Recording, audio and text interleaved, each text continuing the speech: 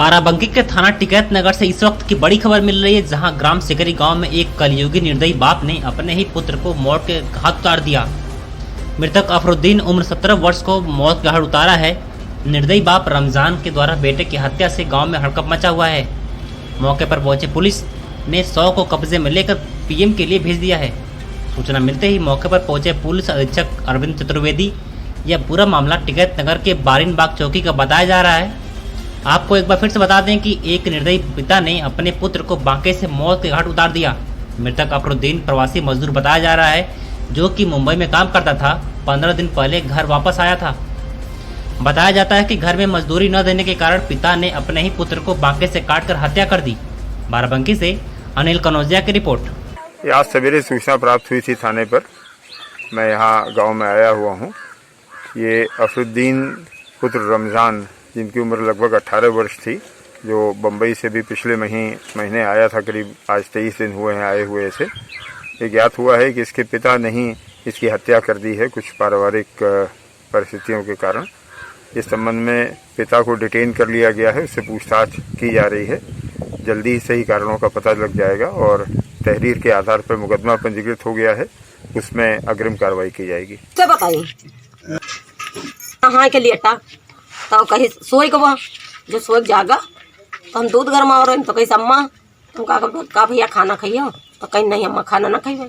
हम तहमत पहिने हम हमका तहमत दे दियो, हम लपेट ले अम्मा, नहीं रात बिरात खुल जी पे कोई निगाह पर जाए तो हम कहा नहीं कर लाइन दी। मेन कारण क्या है? पॉइंट तो कहीं के तो भर लेटे मारे लगे। किसने मारने लगा? इनके बाप। अच्छा। भाई उठ के बड़कवा लमडवा उठ के छोड़ाई, हम छोड़ावा, फिर क्या खेदत लिए बड़ी दूर ले चले गए। कहाँ लेके चले गए? इठी पीपर है सामने लेने। अच्छा। बस बड़का लमडवा। उसके बाद कहाँ गए? उसके बाद फिर आवा दुआरे खड़ा रहा, खड़न जा पाई यहाँ। फिर बड़ी रात लेने 2 बजे 3 बजे रात ले खड़ा रहा, फिर गवा, फिर छत पर चढ़ गवा, लेट गवा। अच्छा, फिर सुबेर भवा, फिर घर का आवा, फिर मारिन, फिर चला गवा, फिर लौट के आए, फिर वो घर का आवा, फिर उका मारिन, फिर दिन भर यहाँ बैठा रहा इधर उधर, कहूँ द्वारे नहीं गवा स्कूल है। रात में यहाँ बस आए, बस ढेरत रहे, लाठी बांका ली है। तो कहाँ लेटा था वो? तो देर के मारे आवा दौरानी घर में कहूँ लेट गवा अपन कि हमका पाई है तो मार डाली है, तो आए उनके घर में मार डाले। अच्छा। किसने मार डाला है? नहीं मारे, रमजान। अच्छा, रमजान कौन है? तो उनके बाप हैं। गुड़िया जी, ये बताइए, जो है घटना हुई है आपके दरवाजे पे, तो यहाँ कैसे क्या हुआ था? सर मुझे कुछ नहीं मालूम, अपने बच्चों को लेकर अपने अंदर कमरे में बंद, दरवाजा अंदर से बंद करके सोए गए। 2 पंखा चला के, हमका कुछ नहीं मालूम। हमारा इधर पल्ला सिटकिनी अंदर से बंद रही और इधर द्वारे टट्टर। हम सुबह उठे तो टट्टर गिरा हुआ था और हम इनका नहीं देखा। जो टट्टर खोल के वापस ऐसे निहारा तो देखा ही पड़े, हम चिल्लाने बड़ी कस के, चिल्लाने। बस सब लोग दौड़े, काबा हम बोल नहीं पाए। आपको जानकारी नहीं हुई थी? जी, हमको कुछ नहीं जानकारी, हमको कुछ नहीं मालूम। हम आदमी बाहर हैं, बच्चन के लिए, अपने छोटे छोटे बच्चे हम कमरा में लेटे, पल्ला बंद करके अंदर से, हमका कुछ नहीं।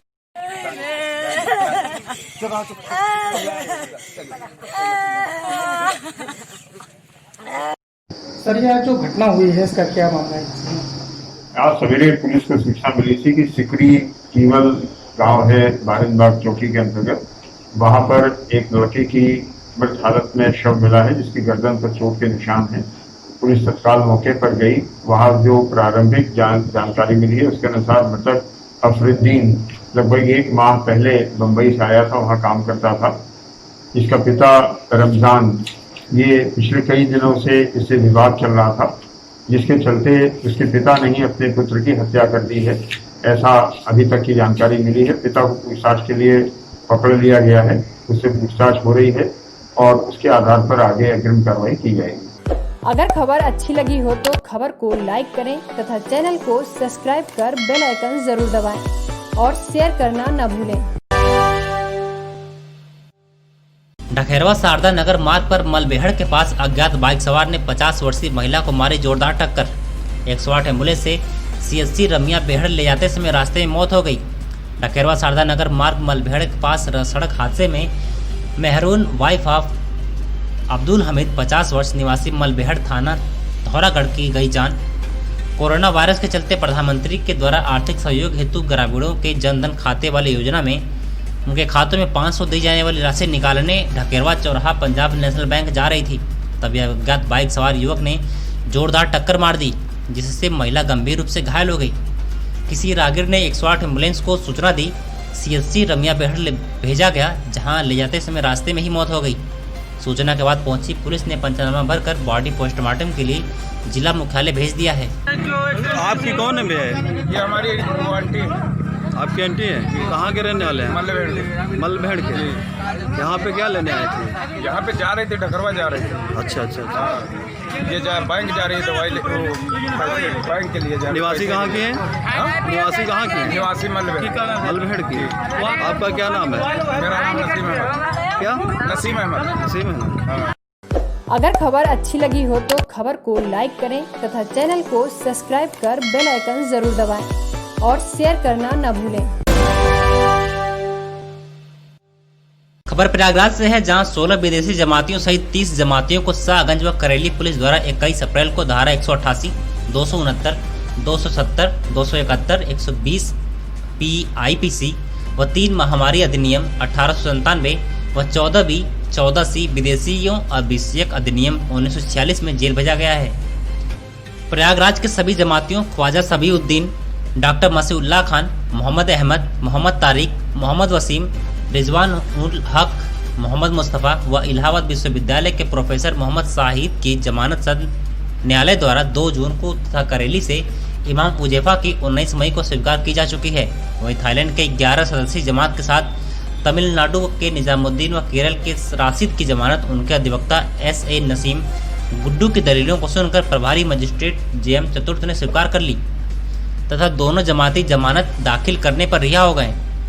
उक्त प्रकरण में सभी आरोपियों को खिलाफ आरोप पत्र न्यायालय में दाखिल हो चुका है, जिनमें इन दोनों जमातियों के खिलाफ विदेशी अधिनियम विलोप कर दिया गया है।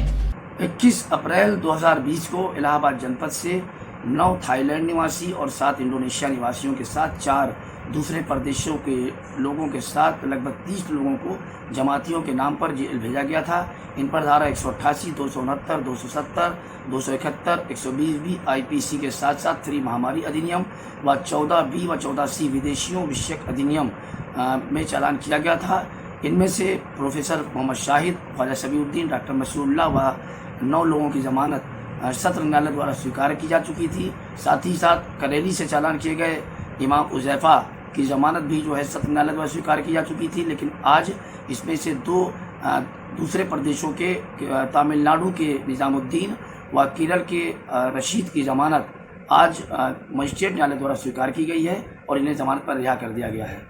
इससे नसीम एडवोकेट। अगर खबर अच्छी लगी हो तो खबर को लाइक करें तथा चैनल को सब्सक्राइब कर बेल आइकन जरूर दबाएं और शेयर करना न भूलें। प्रयागराज के अशोक नगर में आवारा कुत्तों के खौफ से लोगों को निजात मिलेगी। अगर नगर निगम आवारा कुत्तों को पकड़ने के लिए अभियान शुरू कर रहा है, इस सप्ताह से यह अभियान शुरू हो जाएगा। इसके लिए निगम के 5 प्रशिक्षित कर्मचारियों की टीम बनाई गई है। अभियान के तहत प्रशिक्षित कर्मचारी आवारा कुत्तों को डाक कैप्चर और पिंजरा गाड़ी लेकर पकड़ेंगे। अभियान शुरू करने से पहले निगम सभी तैयारियां पूरी कर ली हैं, जिसमें क्षेत्र के 3000 आवारा कुत्ते हैं। यह कुत्ते आए दिन लोगों को काटते हैं। यही नहीं, पैदल एवं वाहनों आदि से जा रहे लोगों के पीछे भी दौड़ाते हैं, जिससे कई बार दुर्घटनाएं हो चुकी हैं। शहर में कई स्थानों पर तो आवारा कुत्तों के झुंड घूम रहे हैं। इन्हें देखकर लोग डरे रहते हैं। बच्चों की सुरक्षा को लेकर भी लोग चिंतित रहते हैं। प्रयागराज शहर की सड़कों पर बेसहारा घूमने वाले कुत्तों को पकड़कर सुनसान जगहों पर पहुंचाने के लिए नगर निगम ने अभियान चलाया हुआ है। नगर निगम ने शहर की सड़कों से बेसहारा कुत्तों को पकड़ने के लिए टीमें बनाई हैं। टीम के सदस्यों ने 3 स्थानों से 6 कुत्तों को सड़क पर घूमते पकड़ ली। सूचना पर पहुंचे 4-5 NGO के लोग वहां पहुंच गए। युवकों ने नगर कर्मचारियों को धक्का मुक्की की और कुत्तों को छुड़ा कर ले गए।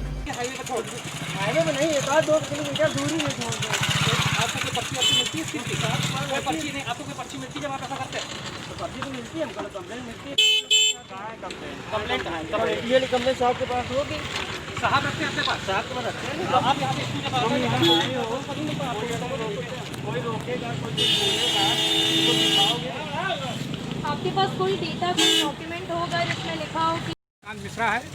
मैं कंपनी बाग के सामने जा रहा था, संयोजक के पास एक काला कुत्ता बच्चा था, उसको चैन से पकड़ के फंसाए। वो तोड़ा के भाग गया, तो चहट के लोग पकड़ नहीं पाए, भाग गया। मैं उधर से फिर गुजरा तो वहीं पड़ा था इसे। मैं सड़क से उतरा, कुत्तों को मैं थोड़ा सेवा गाय का करता हूँ, इस नाते में उतर को चलाया और फिर उसके बाद उसका चैन खोला। चैन खोल के मैं परेशान था कि शिकायत कहाँ करूँ, कोई सुनने वाला नहीं। सुप्रीम कोर्ट का आदेश किस तरह कुत्तों के साथ में किया जाए, और उसको मैंने खोला, पानी पिलाया, बिस्कुट खिलाया, सहलाया, तब उसके जान में जान आई। ये लोग कुत्ते पकड़ के ले जाके पता नहीं 10 किलोमीटर छोड़ दे रहे हैं। कहाँ ले जा रहे हैं, कहाँ कर रहे हैं, हमें नहीं मालूम। मैं राहगीर के नाते कंपनी बाग के सामने ये राजे गोवे जो धीरज की गाय का हत्यारा भी है और कुत्तों को भी पकड़ा रहा है, 10 साल से यहाँ पे घूस लेके पड़ा हुआ है। मैं इसके खिलाफ कार्रवाई की मांग करता हूँ। मैं सुप्रीम कोर्ट PI तक करूँगा। मेरा नाम विजयकांत मिश्रा, समाज सेवी। इसको इस्तेमाल किया जाता है कुत्तों को पकड़ने के लिए। ये गैर कानूनी है, ये गलत है और इसके खिलाफ रूल्स फ्रेम्ड है सरकारी, जिसमें ये कहा गया है कि अगर कोई कुत्ता या कुत्तों से आपको कोई दिक्कत आती है तो आप एक लिखित उसमें कंप्लेंट करेंगे। उस पर कार्रवाई ये होगी कि कुत्ते को स्टेरिलाइज किया जाएगा या कि उसकी नसबंदी कराई जाएगी और उसको फिर वापस छोड़ा जाएगा। उसके बजाय ये लोग उसको ले जाके नेशनल हाईवे पे छोड़ के आते हैं, कुछ को ये मार डालते हैं, कुछ के गलों में ये वायर पाए जाते हैं और ये पूरा अपने ही हिसाब से कर रहे हैं, पैसे खा के। ये गैर कानूनी है और सबसे बड़ी बात ये है कि ये अपना एक सरकारी महकमा इस्तेमाल करके ये प्राइवेट लेवल पे ये काम किया जा रहा है हर दिन प्रतिदिन, और इसको बढ़ोतरी मिल रही है क्योंकि कोई रोक नहीं हो रही थी। ये आज एविडेंस है और इस पे हम लोग कार्रवाई करेंगे। क्या नाम आपका? Amitanshu Gaur, advocate, Allahabad high court. अगर खबर अच्छी लगी हो तो खबर को लाइक करें तथा चैनल को सब्सक्राइब कर बेल आइकन जरूर दबाएं और शेयर करना न भूलें। कोरोना से बचाव के लिए डॉक्टर राजीव सिंह ने लोगों को सावधान रहने के साथ साथ जागरूक होने के लिए कहा है। कोई भी घर से बाहर निकले तो मास्क और सैनिटाइजर के साथ सोशल डिस्टेंसिंग का पूरी तरह पालन करे। अगर फ्लू के कोई लक्षण दिखते हैं तो फौरन उसकी जांच कराएं। खुद को सुरक्षित रखने के साथ साथ परिवार के लोगों को भी सुरक्षित रखें। तकलीफ ज़्यादा हो तो नज़दीकी सेंटर में जाकर जांच कराएं। अगर साथ में सांस लेने में या सांस फूलने में समस्या है तो कालिंदीपुरम या फिर SRN अस्पताल जाकर कोरोना टेस्ट जरूर कराएं। सोशल डिस्टेंसिंग का पालन करें, हैंड सैनिटाइजर साथ में रखें, मास्क जरूर लगाएं। घर लौटे तो हाथ बाहर साफ करके ही अंदर जाएं। जब तक उस व्यक्ति के अंदर मौजूद कोरोना वायरस किसी भी माध्यम से छींकने, खांसने या थूकने के या उसके अलावा बाहर किसी दूसरे व्यक्ति के संपर्क में न आए, तब तक यह नहीं होता है। यह वायरस पहले हाथ फिर मुंह या नाक के माध्यम से शरीर के अंदर जाता है, इसलिए हाथ और मुंह हमेशा धुलते रहें। इस वक्त मौसम तेज़ी से बदल रहा है और चेंजिंग वेदर के मौसम में सर्दी जुकाम और सामान्य फ्लू होना आम बात है, लेकिन अब इस कोरोना वायरस ने सभी लोगों के मन में डर का माहौल पैदा कर दिया है। हर कोई इस वायरस से बचने के लिए उपाय अपनाना चाहता है, लेकिन डर का माहौल इतना है कि हल्की खांसी या जुकाम में भी लोगों को दहशत आ जा रहे हैं, क्योंकि कोरोना वायरस के लक्षण भी कॉमन कोल्ड जैसे ही हैं। सर्दी, नाक बहना, खांसी, बुखार आदि इस वजह से लोगों को उनके मनों में डर बना है। लोगों के लिए भी इस बीमारी को पहचानना मुश्किल हो रहा है। ऐसे में बेहद ज़रूरी है कि घबराने और पैनिक होने के बजाय आप जागरूक बने। वायरस से बचने के लिए जो ज़रूरी काम है उसके बारे में हम आपको बता रहे हैं। हाथ धोना कोरोना वायरस को भगाने का सबसे आसान तरीका है। विश्व स्वास्थ्य संगठन WHO और बड़े वैज्ञानिक बार बार यही बात कह रहे हैं कि कोरोना वायरस को दूर भगाने के लिए अपने हाथों को अच्छी तरह से साफ करें और बेसिक हाइजीन का पूरा ख्याल रखें। दिन भर में जितनी बार हो सके हाथों को साबुन पानी से अच्छी तरह धोएं। अगर पानी से हाथ धोना संभव न हो तो अल्कोहल बेस्ड हैंड सैनिटाइजर का इस्तेमाल करें, जिसमें करीब 70% अल्कोहल हो। कोरोना वायरस संक्रमण से बचने का बेहद आसान तरीका यही है कि आप बार बार अपनी नाक, आँख और मुंह में हाथ लगाने से बचें। दरअसल अगर आपने किसी संक्रमित जगह को छू लिया है और उसके बाद अगर आप अपने चेहरे को हाथ लगाएंगे तो जाने अनजाने आप खुद ही उस वायरस के शरीर को प्रवेश कराने का रास्ता दे रहे हैं। इसलिए डॉक्टर सलाह देते हैं कि अपने फेस को ज़्यादा से ज़्यादा सुरक्षित रखें। गंदे हाथों से अपनी नाक, आँख और मुंह को बिल्कुल न छुएं। यह तरीका भी कोरोना वायरस से बचने का बेहद आसान तरीका है। लिफ्ट के बटन, पब्लिक प्लेस से लगे दरवाजे और टॉयलेट के दरवाजे के नॉब और हैंडल सबसे ज़्यादा संक्रमित होते हैं। ऐसे वक्त में जब देश में कोरोना वायरस फैलने की आशंका है, आपको इन्हें पकड़ने में सतर्कता बरतने की ज़रूरत है। क्या आप जानते हैं कि कोरोना वायरस किसी भी स्टील के हैंडल या लिफ्ट के बटन में सबसे ज़्यादा दिन तक जिंदा रहता है? लिहाजा कोशिश करें कि लिफ्ट के बटन को कोहनी से प्रेस करें। अगर आपने इन्हें छू भी लिया है तो जल्द से जल्द अपने हाथ को साबुन या पानी से धो लें। या हैंड सैनिटाइजर से हाथों को साफ कर लें। डॉक्टरों राजीव सिंह की सलाह है कि जब तक आपको देश में कोरोना वायरस के इस मामले में बड़ी तादाद के सामने आ रहे हैं, एयरपोर्ट्स और रेलवे स्टेशन जहां भीड़ भाड़ बहुत अधिक होती है और दूसरे शहरों और देशों से लोग आते हैं, वहां जाने से बचना ही एक सही कदम होगा। इन जगहों पर तभी जाएं जब जाना बेहद ज़रूरी हो। साथ ही इन जगहों पर जाएं तो फेस मास्क और हैंड सैनिटाइजर साथ रखें ताकि आप अपना ख्याल रख सकें। दवा बंद कर दी, कोई दवा उसमें बंद जो है वो चेक करवा है, पता करना पड़ेगा। सरकार ने लॉकडाउन को अधिकतर क्षेत्रों से हटा दिया है, रेड जोन को छोड़ करके। अब बहुत बड़ा रोल पब्लिक है उसका है, वो खिला दीजिए और पब्लिक को जागरूकता और सावधानी का परिचय देना ही पड़ेगा, नहीं तो हर कोई लपेट में आएगा। इस तरह से लोग लॉकडाउन हटने के बाद सड़कों पे निकल आए हैं, बाजार जा रहे हैं, जगह जगह पे खड़े होकर के कहीं चाट खा रहे थे, कुल्फी खा रहे हैं, हर तरह मार्केट में टहल रहे हैं बिना किसी बचाव के, बिना मास्क लगाए, बिना सोशल डिस्टेंसिंग का पालन किए।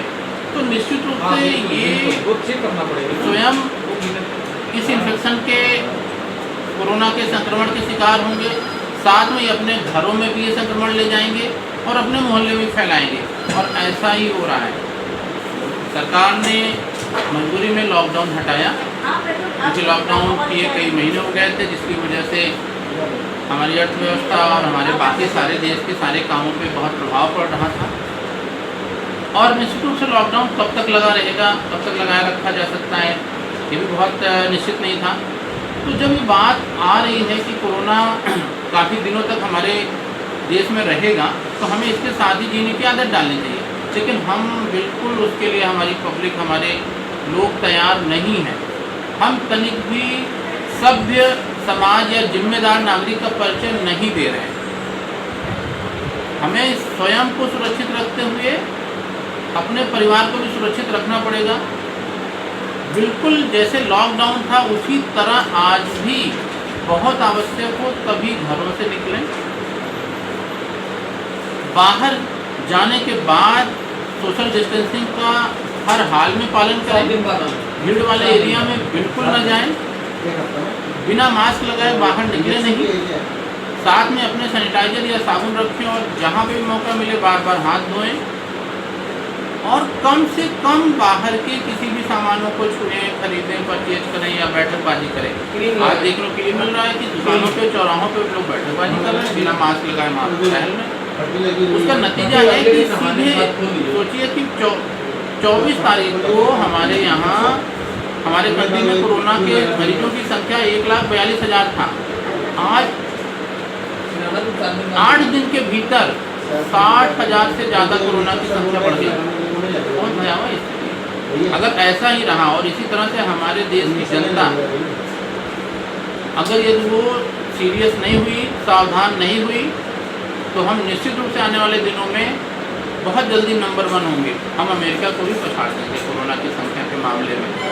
इसलिए आप सबसे अपील है, आप सबसे अनुरोध है कि आप लोग वैसे ही गंभीर रहें कोरोना से के बचाव के लिए जैसे आप लॉकडाउन के टाइम में थे। नहीं तो निश्चित रूप से स्वयं के साथ साथ हम अपने परिवार के सदस्यों को भी कोरोना से ग्रसित होने से बचा नहीं पाएंगे। अगर खबर अच्छी लगी हो तो खबर को लाइक करें तथा चैनल को सब्सक्राइब कर बेल आइकन जरूर दबाएं और शेयर करना न भूलें।